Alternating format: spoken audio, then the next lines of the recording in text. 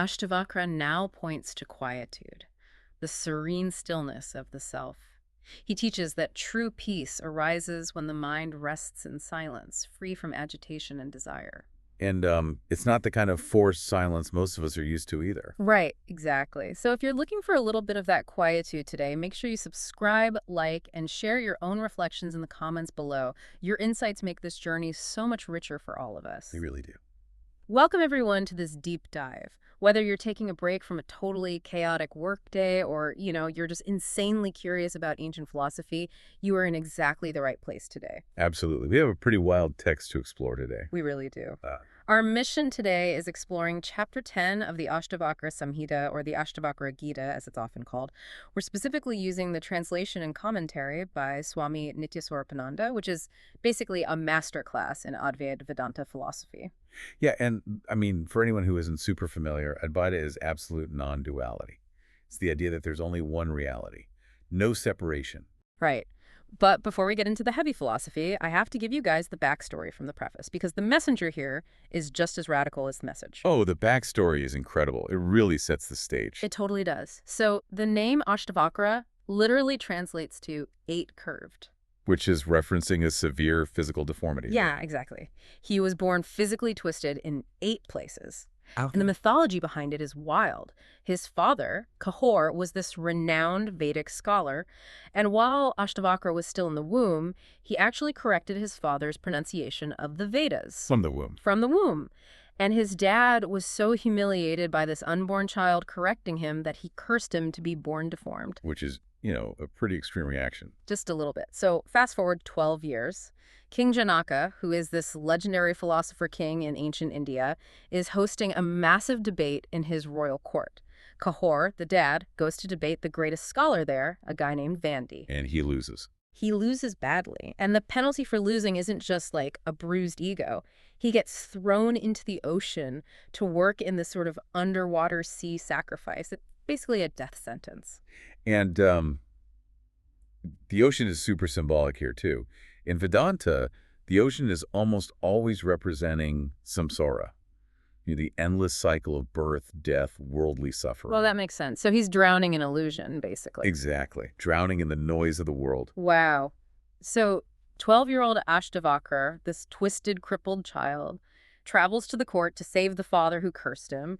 The guards obviously try to block him, right, because they just see this deformed kid. Right. They judge the outward appearance. Yeah, but he just unleashes this profound intellect, gets past them, and challenges Vandi, the royal scholar. And he completely dismantles the guy's arguments. A 12-year-old boy defeats the greatest mind in the kingdom and frees his dad. It's just a fantastic narrative. King Janaka is so stunned by this kid that he basically bows down and becomes his disciple on the spot.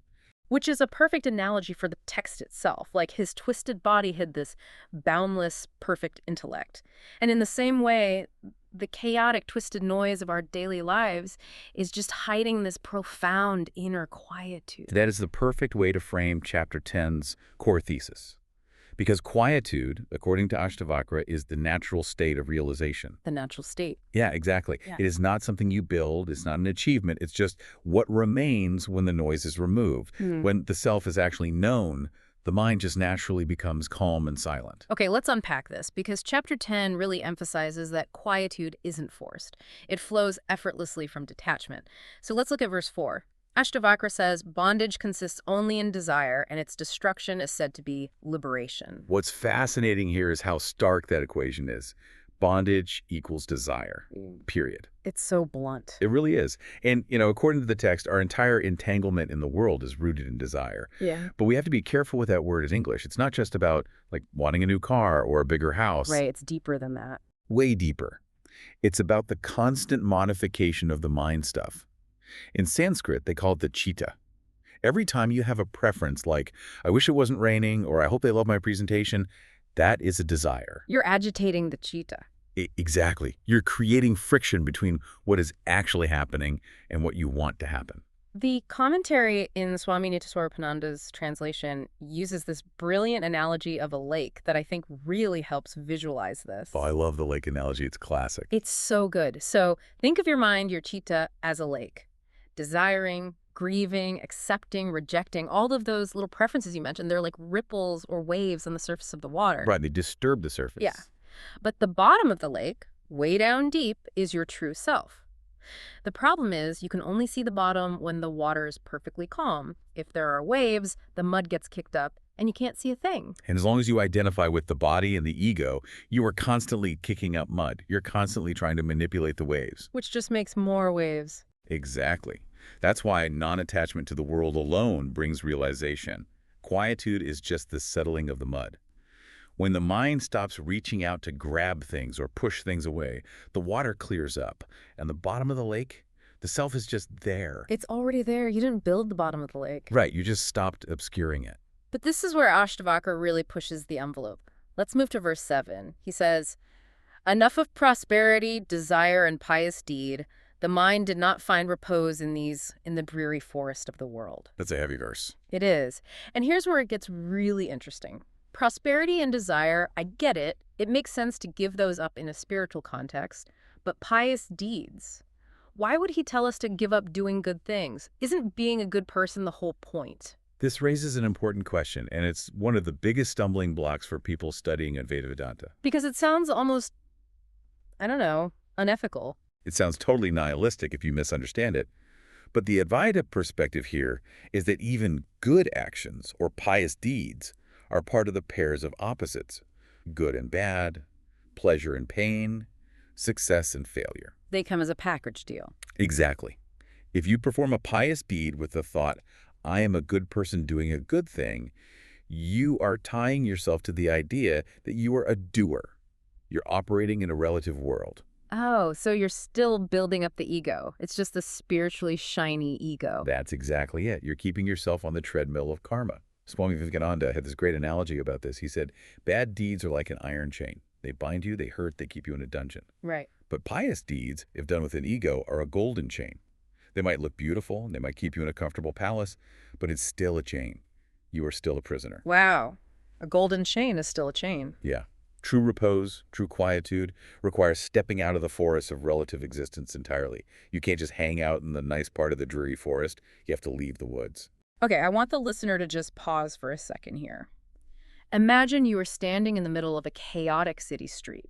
Just absolute madness horns, honking, people yelling, sirens going off. Total sensory overload. Exactly. Now, Ashtavakra declares that the realized one abides in silence even there.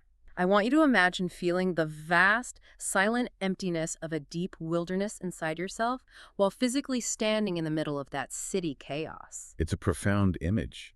And it's not dissociation, it's not zoning out, it's realizing that the noise of the city isn't touching the true self. But wait, this brings up a massive contradiction, and I think we need to look back at chapter 1, verse 15, and also some stuff in chapter 18 to really get this, because earlier in the text, he says something that just shatters the whole modern mindfulness movement. Oh, I know exactly which verse you mean. He says, "This indeed is your bondage that you practice samadhi." Samadhi meaning, deep meditation or suppression of the mind.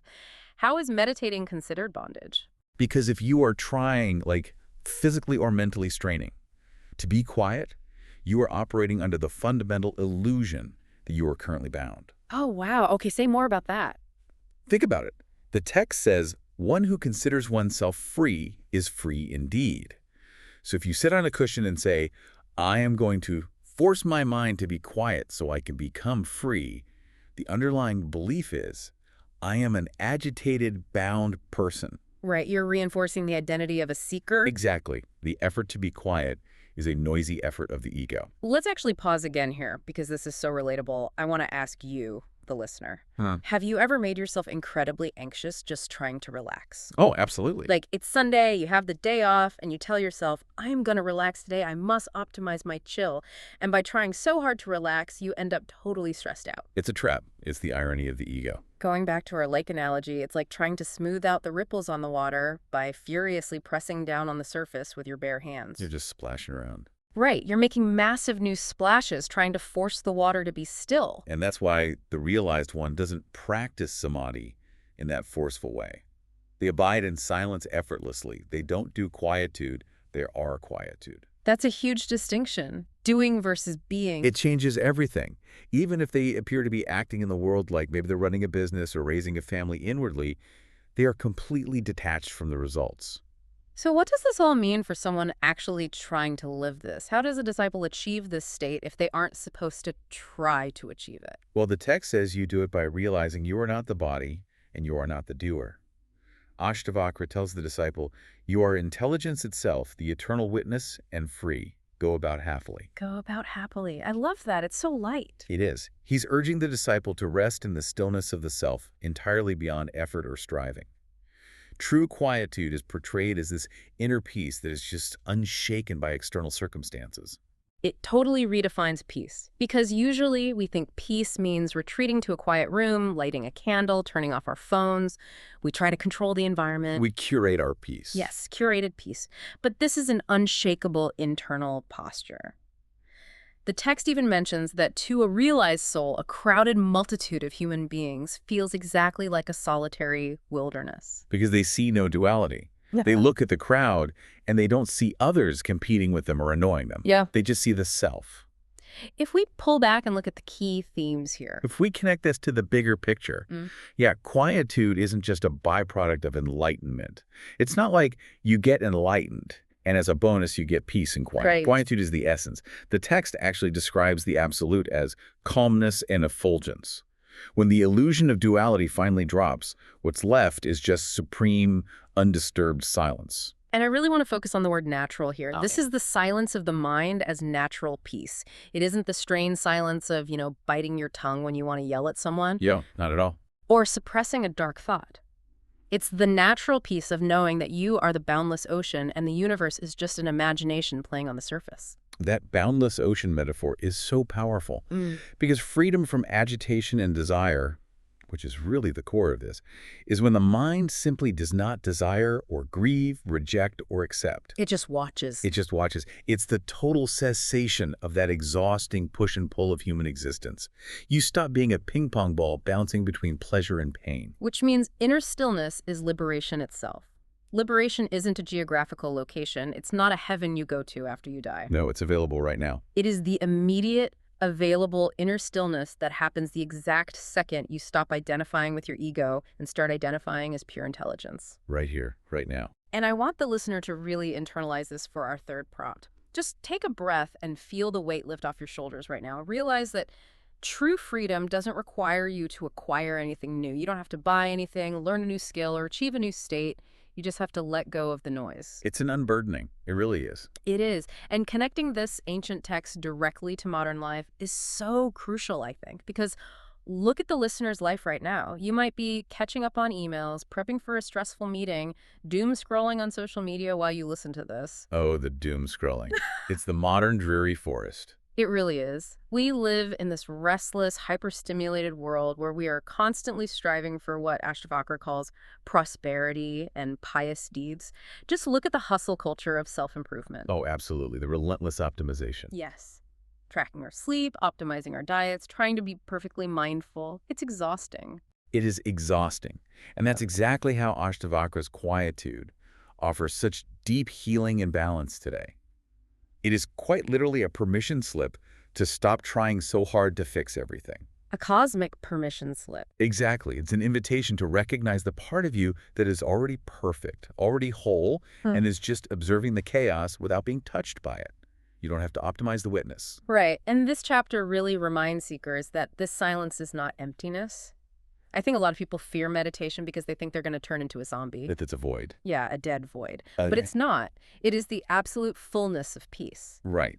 When the text says the wise one neither thinks nor knows nor hears nor sees, it doesn't mean they're literally brain dead or blind. Right. They can still cross the street safely. Exactly.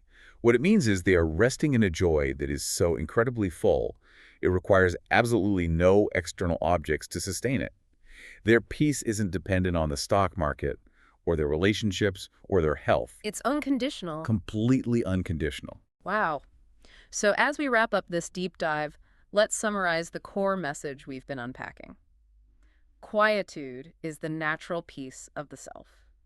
That's it in a nutshell. If this deep dive brought a little quietude to your day, please subscribe, like, and share your reflections in the comments. We really want to know, how do you find your inner stillness in the middle of your daily chaos? I'd love to read those comments. Yeah. And if you enjoyed this, you definitely want to stick around for Chapter 11. Oh, yes. Chapter 11 is where we explore wisdom. Right, because it's the deepening of this realization. It's about understanding the nature of existence, destruction, and change so you can really solidify this newfound peace in the face of a world that is constantly shifting. It's the perfect follow-up. But before we go, I want to leave you with a final lingering thought to mull over on your own. Lay it on us. Next time you find yourself aggressively chasing a goal, even a noble spiritual one, stop and ask yourself, are you just planting another tree in the dreary forest of the world? What would actually happen if, just for a moment, you stopped moving and simply let the mud settle?